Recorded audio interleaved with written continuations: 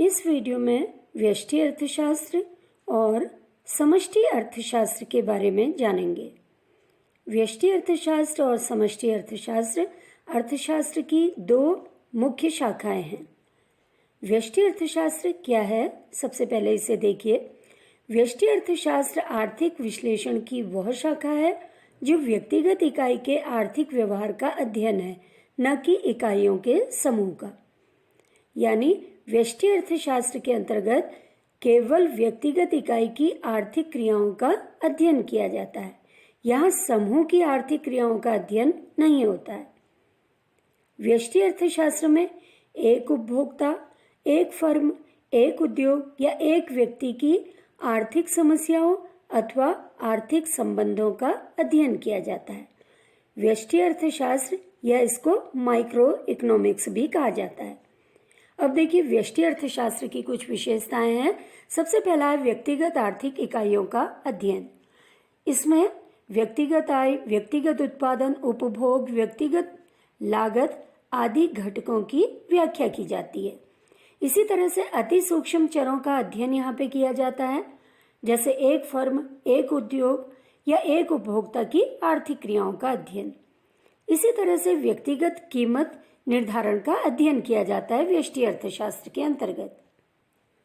व्यष्टि अर्थशास्त्र के अध्ययन का महत्व इसमें सबसे पहला है, संपूर्ण अर्थव्यवस्था के ज्ञान के लिए व्यष्टि अर्थशास्त्र का ज्ञान होना अति आवश्यक है। इसी तरह से आर्थिक समस्याओं के निर्णय में सहायक है व्यष्टि अर्थशास्त्र का ज्ञान। आर्थिक नीति के निर्धारण में व्यष्टि अर्थशास्त्र का ज्ञान होना अति आवश्यक है। इसी तरह से पूंजीवादी प्रणाली की कार्यप्रणाली के ज्ञान में सहायक है। पूंजीवादी अर्थव्यवस्था स्वतंत्र अर्थव्यवस्था होती है, यहाँ पर सरकारी हस्तक्षेप नहीं होता है। व्यष्टि आर्थिक विश्लेषण की परिसीमाएं, क्या परिसीमा है इसका? सबसे पहला, समग्र नहीं बल्कि एक छोटे से अंश का अध्ययन किया जाता है व्यष्टि अर्थशास्त्र के अंतर्गत। दूसरा, अपर्याप्त विश्लेषण है। तीसरा, अवास्तविक मान्यता पर आधारित है। इसी तरह से चौथा जो इसकी परिसीमा है, मुक्त व्यापार के विचार पर आधारित। मुक्त व्यापार व्यवस्था में सरकारी हस्तक्षेप अनुपस्थित होता है, जबकि वर्तमान समय में सरकार की भूमिका आर्थिक जगत में अनिवार्य होती है। अब देखिए समष्टि अर्थशास्त्र। समष्टि अर्थशास्त्र व्यक्तिगत मात्राओं का अध्ययन नहीं करता, बल्कि इन मात्राओं के समूह का अध्ययन करता है। व्यक्तिगत आय का नहीं बल्कि राष्ट्रीय आय का, व्यक्तिगत कीमतों का नहीं बल्कि सामान्य कीमत स्तर का, व्यक्तिगत उत्पादन का नहीं बल्कि राष्ट्रीय उत्पादन का अध्ययन करता है। तो इस तरह से समष्टि अर्थशास्त्र जो है ये इसका अध्ययन का एक बड़ा क्षेत्र है। समष्टि अर्थशास्त्र का संबंध समस्त अर्थव्यवस्था अथवा बड़े बड़े हिस्सों से है। इसके अंतर्गत ऐसी समस्याओं का अध्ययन किया जाता है जिनका संपूर्ण अर्थव्यवस्थाओं के लिए महत्व होता है, जैसे बेरोजगारी का स्तर, मुद्रास्फीति की दर, राष्ट्र का कुल उत्पादन। ये सब समष्टि अर्थशास्त्र के अंतर्गत अध्ययन किया जाता है। समष्टि अर्थशास्त्र की कुछ विशेषताएं हैं। सबसे पहला, समष्टि इकाइयों का अध्ययन, जैसे राष्ट्रीय आय, कुल उत्पादन, कुल रोजगार। दूसरा, संपूर्ण अर्थव्यवस्था से संबंधित। समष्टि अर्थशास्त्र में संपूर्ण अर्थव्यवस्था से संबंधित नीतियों का अध्ययन किया जाता है। इसी तरह से समष्टि आर्थिक चर समष्टि अर्थशास्त्र की विषय सामग्री के महत्वपूर्ण भाग होते हैं, जैसे राष्ट्रीय बचत, विनियोग, सकल राष्ट्रीय उत्पाद। ये समष्टि अर्थशास्त्र के एक तरह से हिस्से हैं। समष्टि अर्थशास्त्र का महत्व, सबसे पहला, सरकारी आर्थिक नीतियों का निर्माण किया जाता है समष्टि अर्थशास्त्र के ज्ञान के आधार पर ही। दूसरा, आर्थिक योजनाओं का निर्माण करने के लिए समष्टि अर्थशास्त्र का अध्ययन अति आवश्यक है। तो इस तरह किसी भी देश के आर्थिक विकास के लिए समष्टि अर्थशास्त्र का अध्ययन आवश्यक है। इसी तरह से समष्टि अर्थशास्त्र जो है ये सूक्ष्म अर्थशास्त्र के अध्ययन में सहायक है। चौथा जो महत्व है, यह अर्थव्यवस्था का समूचा अध्ययन करने के लिए समष्टि आर्थिक विश्लेषण को ही अपनाना पड़ता है। जैसे अर्थव्यवस्था की प्रकृति, जनसंख्या, कुल रोजगार, ये समष्टि अर्थशास्त्र के अंतर्गत ही आते हैं। इसकी भी कुछ सीमाएं हैं समष्टि अर्थशास्त्र की। पहला, समष्टि अर्थशास्त्र में संपूर्ण समाज की आर्थिक गतिविधियों पर ही ध्यान दिया जाता है, जबकि वैयक्तिक इकाइयों या छोटे छोटे समूह जिनसे अर्थव्यवस्था की रचना होती है उसकी अवहेलना की जाती है। दूसरा, यह आवश्यक नहीं कि जो बात एक व्यक्ति के विषय में सत्य हो वो सारी आर्थिक प्रणाली पर भी लागू हो। जैसे एक व्यक्ति की दृष्टि से बचत करना अच्छा गुण माना जाता है, लेकिन अगर राष्ट्र के सभी व्यक्ति बहुत अधिक बचत करने लगे, यह देश के आर्थिक विकास में बाधा उत्पन्न करता है। व्यष्टि अर्थशास्त्र और समष्टि अर्थशास्त्र एक दूसरे पर निर्भर हैं। समष्टि आर्थिक विश्लेषण के लिए सूक्ष्म आर्थिक विश्लेषण का अध्ययन अति आवश्यक है।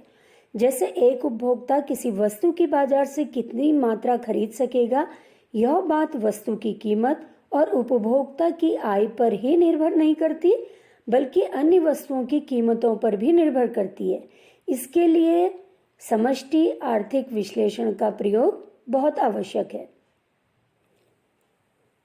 इसी तरह समष्टि आर्थिक विश्लेषण की सूक्ष्म अर्थशास्त्र पर निर्भरता होती है। जैसे उपभोग, बचत, विनियोग, रोजगार आदि का निर्धारण व्यक्तिगत आर्थिक क्रियाओं पर ही आधारित है। इसी तरह से राष्ट्रीय आय निकालने के लिए व्यक्तिगत इकाइयों की आय का ज्ञान होना आवश्यक है। तो इस तरह से समष्टि अर्थशास्त्र, व्यष्टि अर्थशास्त्र एक दूसरे पर निर्भर है। अब देखिए व्यष्टि अर्थशास्त्र और समष्टि अर्थशास्त्र में अंतर। सबसे पहला, व्यष्टि अर्थशास्त्र में व्यक्तिगत आर्थिक इकाइयों का अध्ययन होता है, जबकि समष्टि अर्थशास्त्र में आर्थिक इकाइयों के समूह का अध्ययन होता है। दूसरा, व्यष्टि अर्थशास्त्र पूर्ण रोजगार की मान्यता पर आधारित है, जबकि समष्टि अर्थशास्त्र संसाधनों के अपूर्ण रोजगार की मान्यता पर आधारित है। तो इस तरह से व्यष्टि अर्थशास्त्र और समष्टि अर्थशास्त्र में अंतर हैं। इसके अलावा भी बहुत अंतर है। जैसे व्यष्टि स्तर पर जो तथ्य ठीक होते हैं, ये आवश्यक नहीं कि वो पूरे समाज के लिए भी ठीक हो, जबकि समष्टि अर्थशास्त्र संपूर्ण अर्थव्यवस्था पर लागू होता है। तो इस तरह से व्यष्टि अर्थशास्त्र और समष्टि अर्थशास्त्र एक दूसरे से अलग हैं बिल्कुल। चौथा जो अंतर है, ये है व्यष्टि अर्थशास्त्र की केंद्रीय समस्या कीमत निर्धारण है, जबकि समष्टि अर्थशास्त्र की मुख्य समस्या उत्पादन और रोजगार का निर्धारण है। तो इस तरह से व्यष्टि अर्थशास्त्र की मुख्य समस्या कीमत निर्धारण, जबकि समष्टि अर्थशास्त्र की मुख्य समस्या उत्पादन और रोजगार है। इसी तरह से व्यष्टि अर्थशास्त्र में आर्थिक विश्लेषण सरल होते हैं, जबकि समष्टि अर्थशास्त्र में आर्थिक विश्लेषण बहुत अधिक जटिल होते हैं, क्योंकि समष्टि अर्थशास्त्र में संपूर्ण राष्ट्र की आर्थिक गतिविधियों का वर्णन होता है। व्यष्टि अर्थशास्त्र का उद्देश्य साधनों के उचित बंटवारे से संबंधित सिद्धांतों, समस्याओं, नीतियों का अध्ययन करना है, जबकि समष्टि अर्थशास्त्र का उद्देश्य साधनों के पूर्ण रोजगार, उनके विकास से संबंधित सिद्धांतों व समस्याओं तथा नीतियों का अध्ययन करना है। तो इस तरह से व्यष्टि अर्थशास्त्र और समष्टि अर्थशास्त्र दोनों के उद्देश्य अलग है। व्यष्टि अर्थशास्त्र के मुख्य जो उपकरण है मांग और पूर्ति है, जबकि समष्टि अर्थशास्त्र के मुख्य उपकरण समग्र मांग या समग्र पूर्ति है, या हम कह सकते हैं सामूहिक मांग और सामूहिक पूर्ति जो है ये समष्टि अर्थशास्त्र के मुख्य उपकरण हैं। व्यष्टि अर्थशास्त्र को कीमत सिद्धांत के नाम से भी जाना जाता है, जबकि समष्टि अर्थशास्त्र को आय एवं रोजगार सिद्धांत के नाम से भी जाना जाता है। तो व्यष्टि अर्थशास्त्र यानी कीमत सिद्धांत। इसी तरह से देखो व्यष्टि अर्थशास्त्र में एक उपभोक्ता, एक उत्पादक, एक फर्म की आर्थिक समस्याओं का अध्ययन किया जाता है, जबकि समष्टि अर्थशास्त्र में राष्ट्रीय आय, कुल उपभोग, सामान्य कीमत स्तर का अध्ययन किया जाता है।